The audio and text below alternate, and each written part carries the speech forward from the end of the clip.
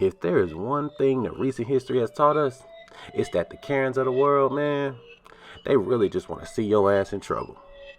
You know the ones that I'm talking about. The white lady at the counter that want to talk to the manager over a small complaint. The ones who call the police on you just for existing. Hey, these moments range from extreme to plain old ridiculous. But here on today's video, I put together a list of the top 7 Karen moments of recent history. My name is Key, and this is the Culture Reviewed. Number 7, Sarah Brosh. Have you ever took a break while writing a paper?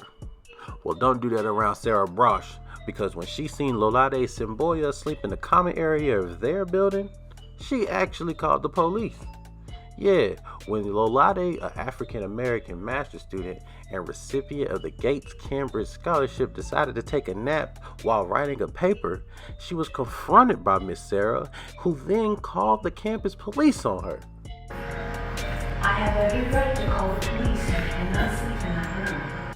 Upon arriving, campus police told her, once we verify your residence here, you'll be free to go, which Lolade had easily did by opening her apartment with her key. But somehow, this wasn't enough.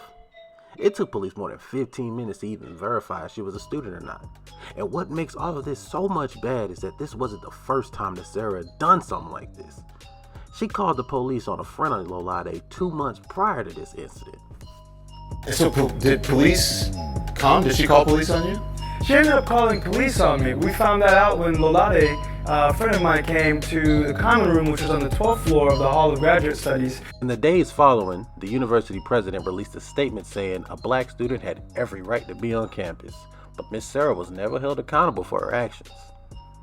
Sad. Number 6, ID Adam.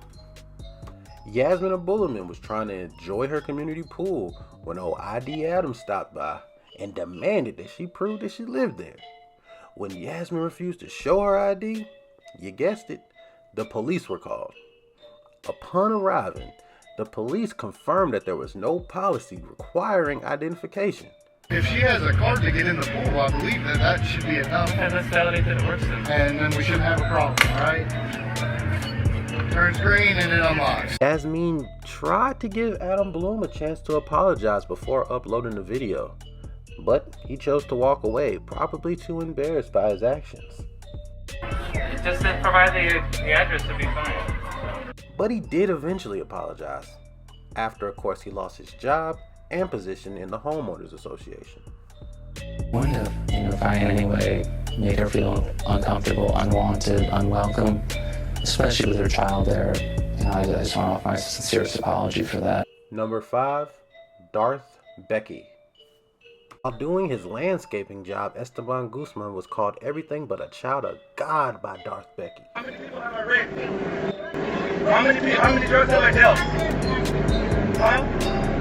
Oh yeah? You believe everything says on you? You see why we're working hard for you? Her insults nearly identical to the racist rhetoric coming from Donald Trump during his 2016 campaign trail. They're bringing drugs, they're bringing crime, they're rapists, and some, I assume, are good people. These comments did so much harm to the Mexican community because the majority of them were labeled to be criminal. And the Trump loyalists like Darth Becky here, they came out in droves. Guzman went on to CNN to speak about his life after the incident.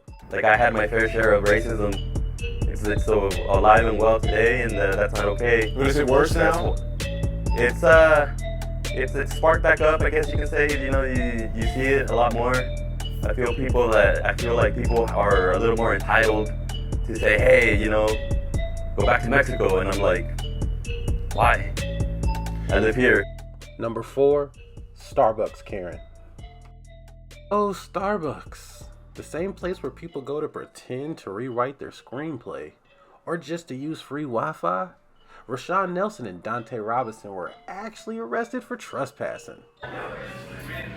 What did they get called for? Black guys for intervening? Yes, I didn't know. What did they do? What did they do? What did they do? They didn't do anything. Shannon Phillips, that store manager at the time, cited the store policy of making a purchase or leaving as her reason for calling the police. But calling the police on the men was a definite step overboard, which is a perfect example of black men being viewed as inherently threatening. What's the 911 call you're never going to hear? Hi, this is the Starbucks at 18th and Spruce. There are two white women sitting in here. One of them asked to use the bathroom and she didn't order a coffee. Come quick. Their arrest sparked national protests in Starbucks across the country. Ms. Phillips, she was fired.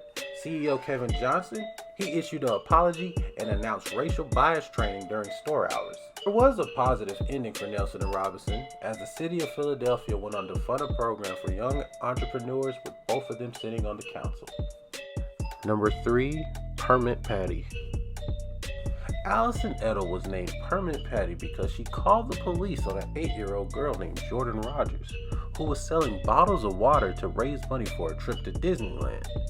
Allison grew tired of hearing the little girl yelling outside. You calling police on an 8-year-old little girl. You can hide all you want. The whole world gonna see you, boo. Illegally selling water without a permit? That statement gave social media the fuel to create memes and ruin Edel's reputation. Her company began to be harassed, and she unfortunately ended up receiving death threats. And I know that. But I did, and I'm embarrassed by that. This story does have a happy ending for Jordan Rogers, however. She was actually able to go to Disneyland. Number 2, Corner Store Caroline. Keeping with the horrible theme of calling cops on children, Teresa Klein from Flatbush, Brooklyn decided to go to the corner store, and when a 9-year-old child's book bag touched her backside, she called 911, which sparked outrage from patrons in the store.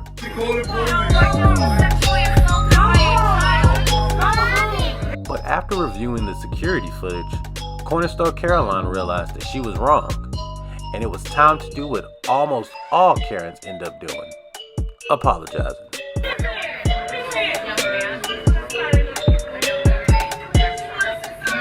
This was taken so seriously by the community because of the reminder of Emmett Till, who in 1955 was infamously murdered by Roy Bryant and John W. Millum over accusations by Carol Bryant, Roy's wife, that he wolf whistled at her, which was proven to be untrue in 2017 when Carol admitted that the whistle never took place. It's still hard because I can't think of nothing more but this. I felt humiliated having a conversation with your son about sexual assault at the age of 9. I never thought I would be having this conversation with my son at all. Now, obviously I couldn't have every single Karen on the list, so here goes some honorable mentions. Great. I'm on the 4th floor. Excuse me. No. You don't have a key fob. You are... No. If you have that, then okay. No, you're not security. You're not the property manager. You're not my No, but I live here. It's a female?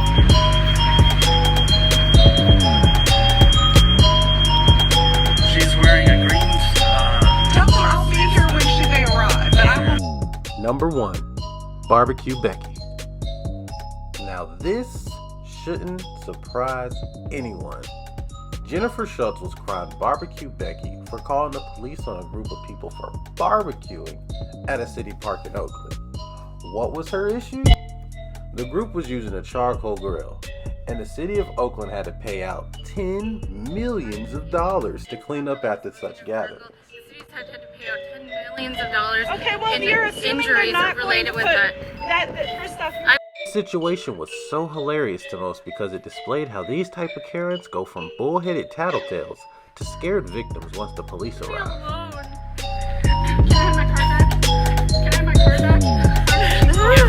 Can you back up? Sure. Thank you. Yeah, I'm gonna take my time. Can you just back up just a tad so I can talk to her? Thank you. Sure.